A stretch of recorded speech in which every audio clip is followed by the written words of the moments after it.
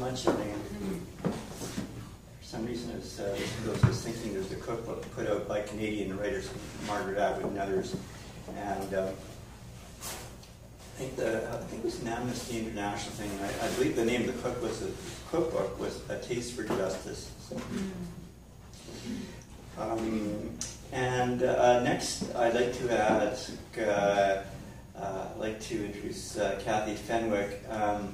Kathy's she's not widely published. She's widely published in magazines and journals and anthologies, and she's a psychologist by trade, if I recall all this, and does a number of workshops and organizational workshops, that type of thing. But anyway, she is currently finishing a manuscript on poetry manuscript. And I was just explaining, before this all started, I used to work for the city of Regina, and everything is extremely legal there and very hoi polloi when you go to a council meeting. And I was answering a question from the mayor one time during a council meeting, and my cell phone goes off. Nobody ever calls me, which is why I never shut it off. My daughter calling about something about supper. And I'm sitting there, shoot me now.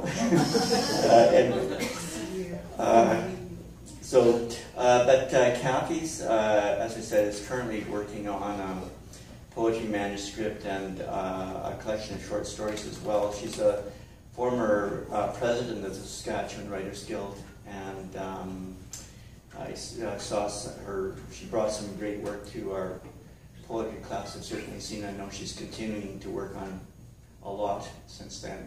So, Kathy.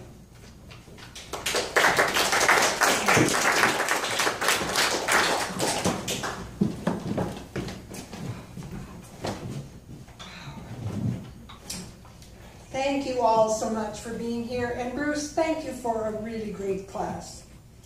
Poets need encouragement, and poets are very good at encouraging each other, so thank you all. A few years ago, I sat with a painting by Frederick Clay Bartlett at the Art Institute of Chicago called Blue Rafters, and that's my first poem. Grandma Irene dreamed of a sunroom with blue rafters, baskets of cut flowers, wicker chair, lace cloth on a round table. Dreamed of a new hat, new shoes, pretty dress draped over her corseted figure. This quiet painting so far from her longing.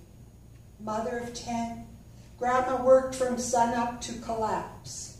In her garden, rows and rows hoed, her face in the shadow of a grizzled straw hat, her feet flopping in hoary-old boots, her body cinctured in worn-out dreams.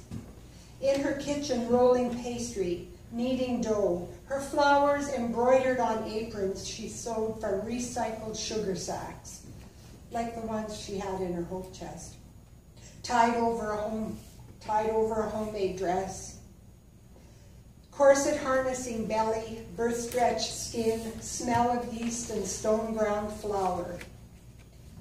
To keep her dream alive, Grandma covered her rough-hewn table with a scrap of white lace. She was a wonderful woman, wonderful mother and grandma, so